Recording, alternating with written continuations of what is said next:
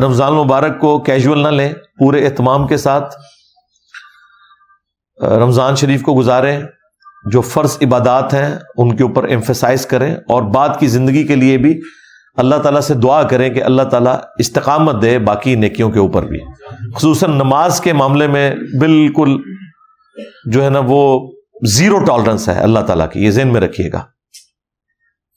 یہ اتنا critical issue ہے ایمان لانے کے بعد کہ اتنے سخت الفاظ میں قرآن میں فتویٰ آیا ہے۔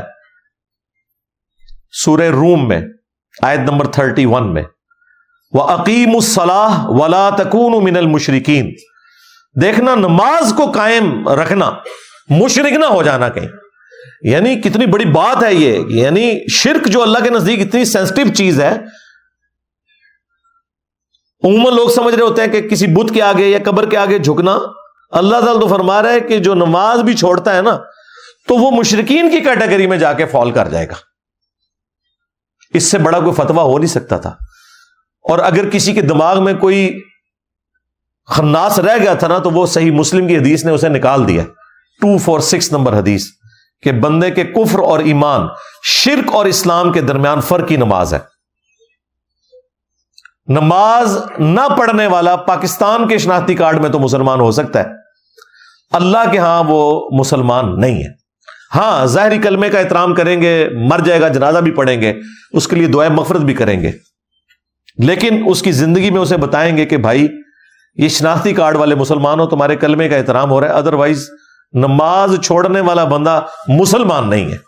اور یہ میرا فتویٰ نہیں ہے، قرآن کا فتویٰ ہے، نبی الاسلام کا فتویٰ ہے۔ پھر بھی اگر کسی کو سمجھ نہ آئے تو جامعہ ترمذی میں حدیث ہے، عبداللہ ابن شقیق تابعی کہتے ہیں کہ صحابہ کرام صرف تارک الصلاۃ کو کافر سمجھتے تھے، جو نماز چھوڑنے والا ہے، اور کسی کو کافر نہیں کہتے تھے، خواہ وہ کتنا ہی گناہ کرتا ہو، لیکن جو نماز نہ پڑھتا ہو صحابہ کرام اسے کافر سمجھتے تھے۔ لے جی، اب تو اس فہم کا بھی مسئلہ ختم ہو گیا۔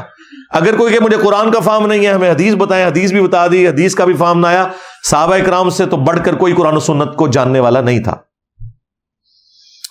جامعہ ترمذی میں ایک اور حدیث ہے کہ ہمارا اور مشرکین کا عہد نماز کی بنیاد کے اوپر قائم ہے، جس نے نماز چھوڑ دی اس نے کفر کیا۔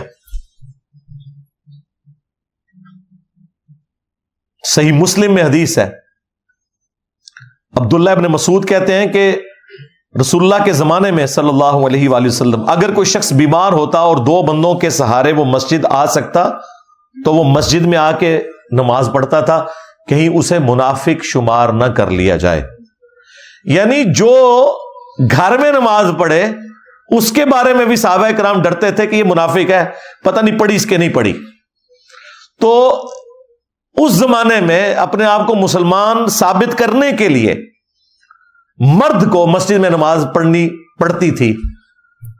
صحابہ کرام کو کیا پتا تھا کہ ان سے بھی بڑھ کے بھی عاشقان رسول آنے والے ہیں، انورٹڈ کامز میں نماز ایک بھی نہیں پڑھیں گے اور کہیں گے کہ غلامی رسول میں موت بھی قبول ہے،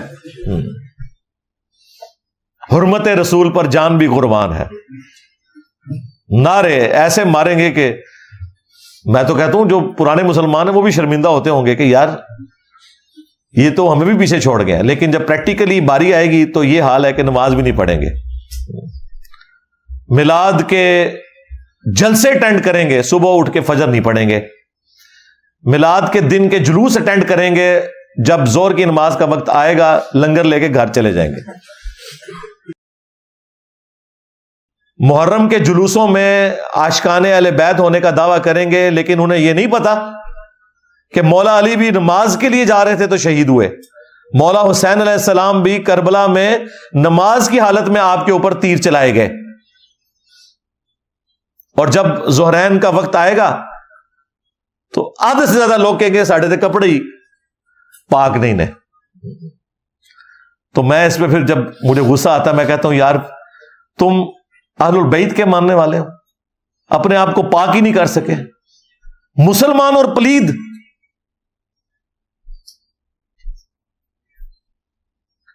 تو یہ نماز کے معاملے میں اپنے آپ کو تیار رکھنا ہے ہمیشہ۔ سنن ابی داؤد میں حدیث ہے کہ قیامت کے دن سب سے پہلے نماز کے بارے میں سوال ہوگا، سب سے پہلا سوال. اور جس کا یہ مسئلہ حل ہو گیا اس کی اگلی منازل آسان ہو جائیں گی، اور جو اس میں پھنس گیا اس کے اگلے معاملات مشکل ہوتے چلے جائیں گے. پھر مسند احمد میں ایک حدیث ہے، نبی علیہ السلام نے فرمایا کہ نماز اپنے نمازی کے حق میں قیامت والے دن نور، نجات اور دلیل، اللہ کے حضور چھٹکارے کی ایک دلیل اس کے پاس ہوگی. اور جس شخص نے نماز چھوڑ دی قیامت والے دن نہ تو اس کے لیے کوئی پولیس رات پہ نور ہوگا، نہ اس کی کوئی نجات کے چانسز ہیں، اور نہ اللہ کے حضور کوئی وہ دلیل پیش کر سکے گا. حتیٰ کہ اسی حدیث میں آگے الفاظ ہیں کہ ایسے شخص کا حشر فرعون، قارون اور حامان اور امیہ ابن خلف کے ساتھ ہوگا، والعیاذ باللہ تعالی. چاہے وہ جتنا مرضی دنیا میں دعویٰ کرتا رہے کہ میں بہت بڑا عاشق رسول ہوں. پھر جو سنن ابن ماجہ میں حدیث ہے، نبی علیہ السلام نے فرمایا تھا دیکھنا نماز نہ چھوڑنا، اگر تم نے نماز چھوڑ دی تو پھر اللہ کا ذمہ تم سے اٹھ گیا. ہاں، اس سے بڑی کوئی دھمکی ہو ہی نہیں سکتی، پھر اللہ کے ذمہ کوئی چیز نہیں ہے.